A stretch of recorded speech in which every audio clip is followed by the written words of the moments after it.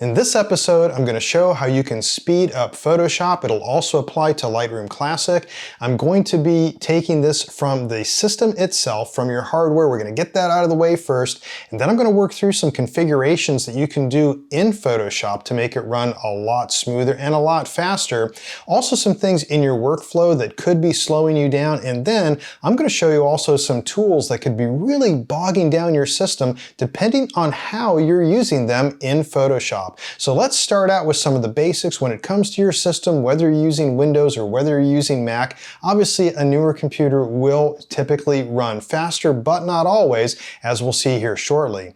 But you want to make sure that you are using your latest operating system. If you're using Windows, Photoshop, Adobe, they do recommend that you're using, if you're using Windows 10, it's at least 22H2. You can find that system out under Systems, Settings, About. There's a lot of information about your system there as well. That's if you're using Windows. If you're using a Mac, you want to make sure that you're using Ventura or something newer. Ventura is one of the latest when they came out with one of the recent versions of Photoshop, so it's under their requirements as it is right now. But those are just some of the, hey, keep up to date, make sure you've got the latest OS on your system. Let's talk about the system itself though. If you're using a laptop, typically you're going to be paying a lot more if you're going to have an efficient enough system to run Photoshop effectively or Lightroom Classic effectively. So you'll typically get, for some of the things I'll talk about here, a better price if you're pricing out a desktop system. One of the first things, and everybody thinks about this first as well, how much memory do you need? Now, it's best to have at least 16 gigabytes of RAM. I've found that 32 gigabytes really is a sweet spot. 64 gigabytes, and a lot of it really goes unused, so 32 gigabytes is a sweet spot. You'll have plenty of RAM then to use if you're using then the right processor, which is the next step to look at, is that there's going to be two. If you're buying a new computer, or you can also take a look at what you have on your computer in your system information. And there's going to be two types of processors. You're either going to see an Intel or an AMD, typically. So AMD in the past has been known to be a slower processor, where Intel was faster, but it depends on which one. The Intel i9 tends to be one of the fastest processors out there. Now, AMD also has the Ryzen 9, which is also very fast. And these are things that a lot of gamers will know because they have very intensive operations going on with their systems. But when it comes to Photoshop, it's very similar in a lot of regards. To be able to see these real-time edits fast enough, and that's what could be slowing down your system. When it comes to the processor itself, though, whether it's Intel, whether it's AMD, you do want multi-core. Now, I do prefer to use on both of my systems, I have dual 8 cores, which means that I've got 16 cores. What does that mean? It basically means I have 16 CPUs. It means, in effect, that my CPU is like 16 CPUs, so that Photoshop and other programs can be talking to all these CPUs and not just bog down one. So having a multi-core system is very important, and usually about 16 cores I've found works very well. But as it comes with memory, then the number of cores also is dependent on how well the software program will work with each one. So you could have a bazillion cores and a bazillion gigabytes of RAM. It means nothing if Photoshop will not work well with them. There are limits. They aren't really specified, but I've found through all my work that, once again, 32 gigabytes of RAM, an i9 processor with 16 virtual cores, at least 8 dual cores, works very well. On top of that is also not just the core of your CPU, but also your GPU, your graphics processing unit.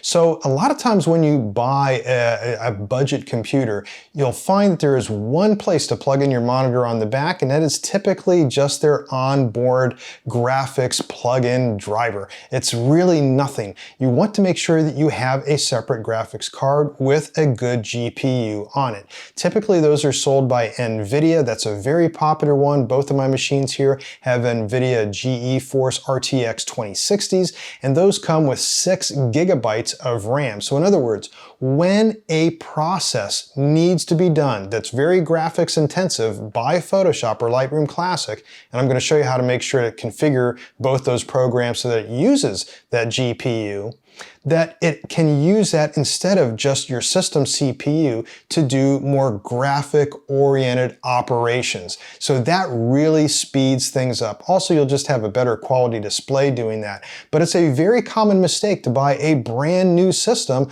with a card, a good graphics card that you ordered with it, but you might be using the wrong graphics adapter.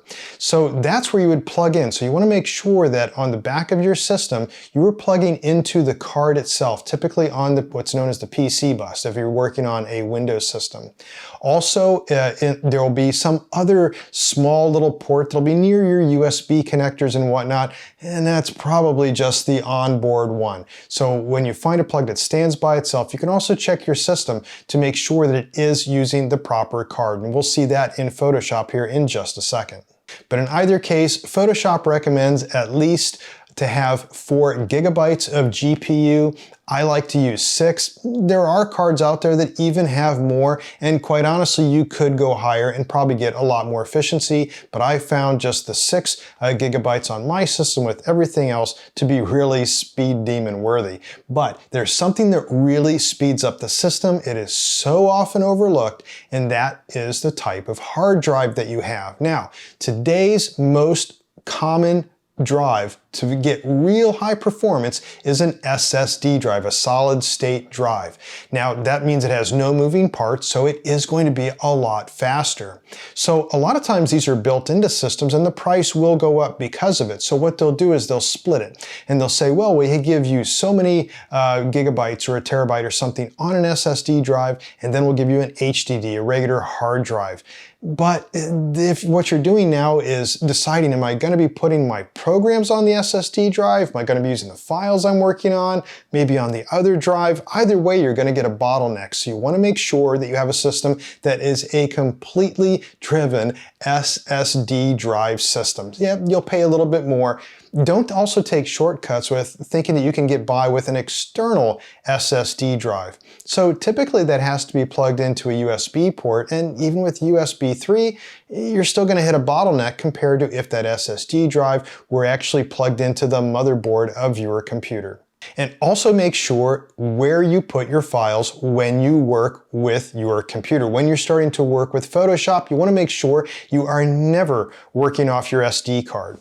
What I typically do is when I come back from a shoot, every day at the end of the day, I take those SD cards out of all the cameras that I have, and then I take each one and I copy from the SD card onto the hard drive of my computer.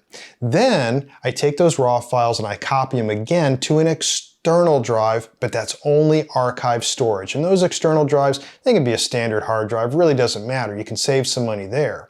But then that's air gapped. Those things are pulled out of the computer themselves. The SD cards are put back in the camera, and the external hard drive just sits back on my desk.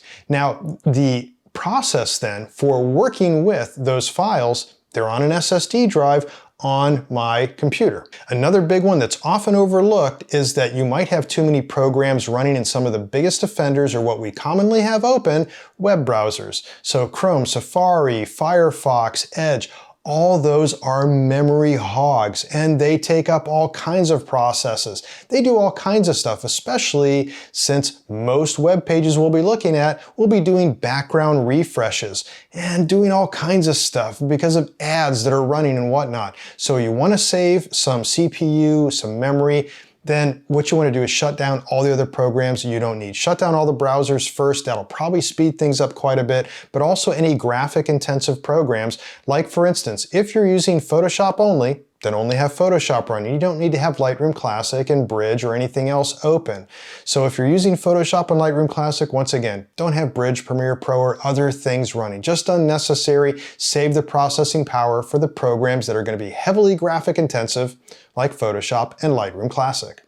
The biggest setting in Photoshop, though, to make sure that you're using the proper GPU and make this efficient is you want to go to your performance settings, which are under Edit, and preferences, and then performance. In here, in this dialog, there's a section for your graphics processor settings.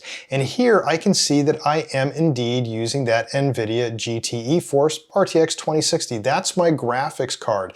It's not the onboard one, the cheapo one that won't run very well that comes with the system. I know that right now I'm plugged into the proper one. Anyways, you want to make sure that you have Use Graphics Processor checked. Now we have something similar over in Lightroom Classic, where in Lightroom Classic, also under the Preferences, this is under Edit Preferences in Windows, there's a Performance tab. And there you want to make sure that Use Graphics Processor is set to auto. There's really not much in the way of choices. Custom really doesn't give you much custom. And just off, make sure that you're not using the graphics processor. And the only time you would turn these off, whether in Lightroom Classic or Photoshop, is if you start seeing weird stuff like some flickering or other stuff going on. But a lot of times what that means is if you're seeing that and you have to shut off using the graphics processor, you need to update your drivers or you need to update your software. There's something else going wrong with your system. So once again, if you can't use auto here in Lightroom Classic or use graphics processor being checked over here in Photoshop, then you've got something else that you need to be taking a look at. Now, also in Photoshop, they have this memory usage here for performance.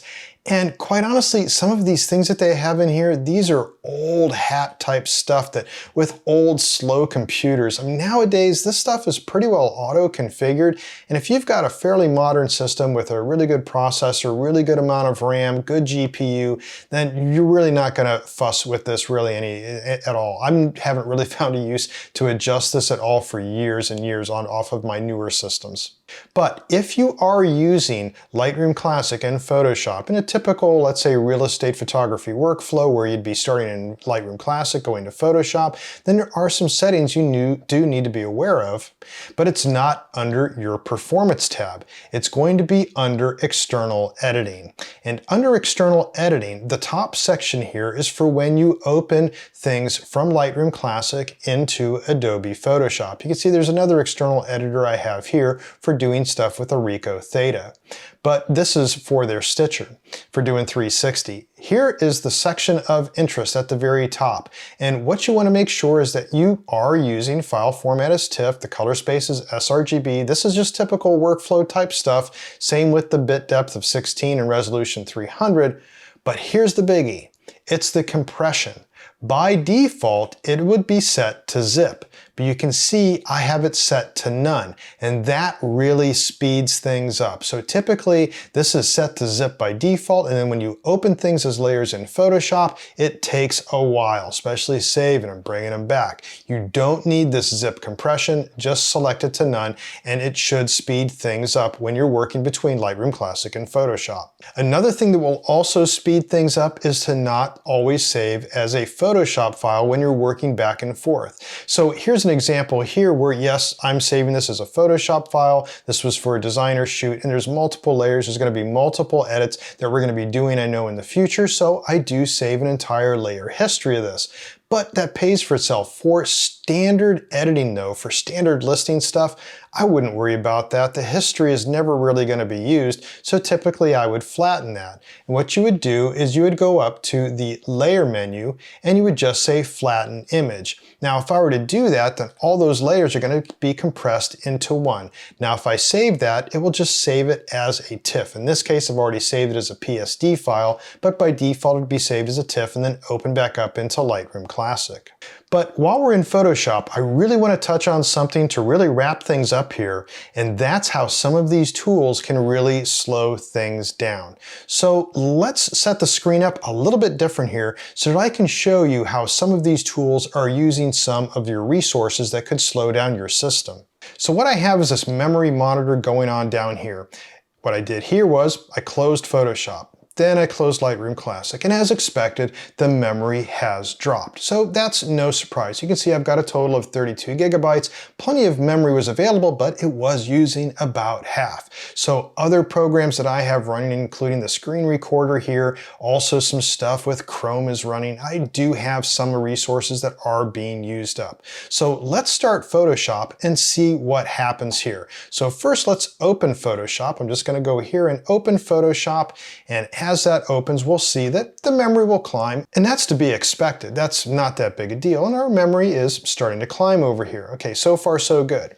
Now let's open up a document. We can do that by going to one of my latest. But before we do, I want to show something here. I don't have anything selected but the hand tool. Now watch what happens to my memory if I just select the remove tool. No document's been opened yet, but immediately, just by selecting the remove tool, it required more RAM. So I'm going to go ahead and select something else. I'll just select the hand tool. So I've just got the hand tool selected, and immediately my memory usage went down. And once again, I don't even have a document open yet. Once I do, I'm just going to go to File, I'm going to open Recent, I'm going to open up that last document that I had. Now, to be expected, this is going to load a lot of layers, and it's going to take up some memory resources. That would be expected. Okay, I get that. But as I start using other tools, then that memory usage will go up. What I'm going to do here is I'm going to stamp all these layers to show an example. So I just made a copy of that by just doing Control-Alt-Shift-E. Something that, by the way, I show throughout my courses. If you're not familiar with my courses on real estate photography, by the way, that shows how to do the editing, how to take pro interiors, pro exteriors. I have links to that down in the description for this video. Also talk about system requirements and things that will really help you speed up your workflow in those various lessons. This is one of them here, and what I'm going to do at this point is to use a different tool. Let's say that in here I use the marquee tool to select something.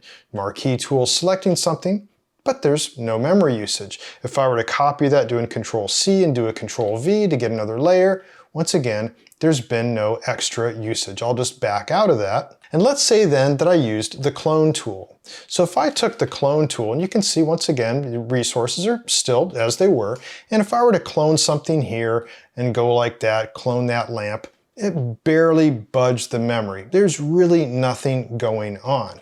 But now let's use the remove tool. So once I select the remove tool, which you know if you've ever used it before, fairly new, it's here, and let's say that I wanted to remove this pendant lamp, and I did that, and once I hit enter, you can see that was when I selected it, and then as it's doing its thing, it climbed. It started using more memory. Okay, not that big of a deal, not using a lot, but as I keep going on, and watch what happens on the memory monitor, because I'm going to just start selecting all kinds of stuff that I want to remove over and over again. Now I'm not being very clean about this, I don't care what I'm removing, I'm just doing this for test's sake so that we can see what happens on the memory monitor. You can see it is climbing like crazy because I keep using the remove tool. So if you're removing a lot of objects in here, it's going to keep going and going and going and going until it almost takes up all of your memory. And this can keep climbing. In fact, you probably can't hear it, but the fans are starting to run like crazy on my machine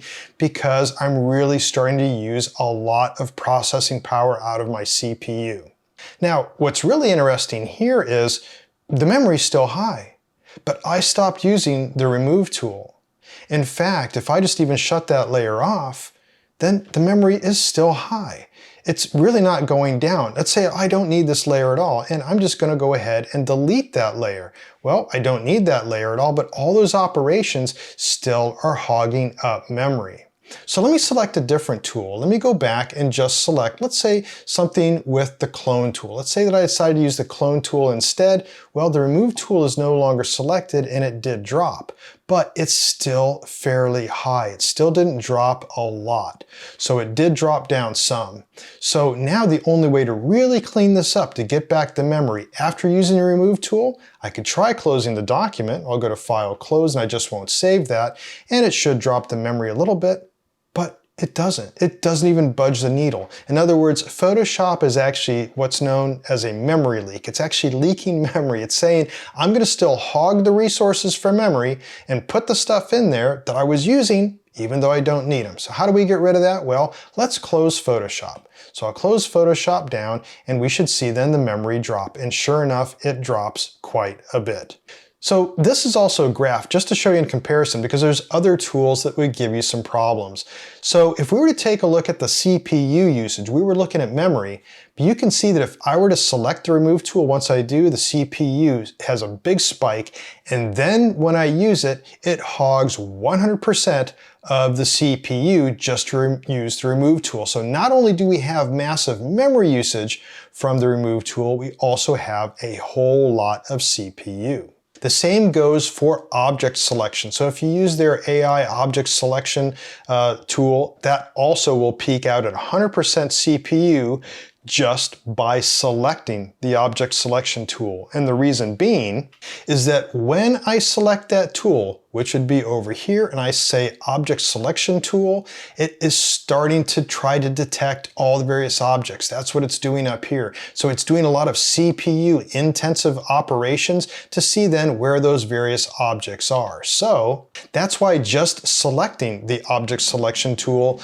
will start maxing out your CPU. Now what's interesting is you would think that generative AI fill would also do that, but it doesn't because the operations are run on the cloud. But what happens is generative fill will use your network. So this is looking at the Wi-Fi performance, and we can see that generative fill, when it's running, that's what these two big spikes are here to try to do generative fill. So yes, your CPU won't be hit as hard, your memory won't be hit as hard, but if you don't have a very fast internet connection, then this will also slow you down if you're trying to use generative fill. So once again, the biggest offenders being in Photoshop, the object selection tool, that will really max out your CPU. And also, and I love to use it so much, the remove tool, but the remove tool will also then use a lot of CPU. And when you're using then generative fill, that's going to be using your network stuff. But this is the biggest use that I find lately. I don't really care for generative fill. It just doesn't have the quality, but the remove tool is great, but it is going to max out your CPU and it is going to start hogging a lot of your memory. So use it sparingly, and also then make sure if things really start slowing down, you might have to restart Photoshop.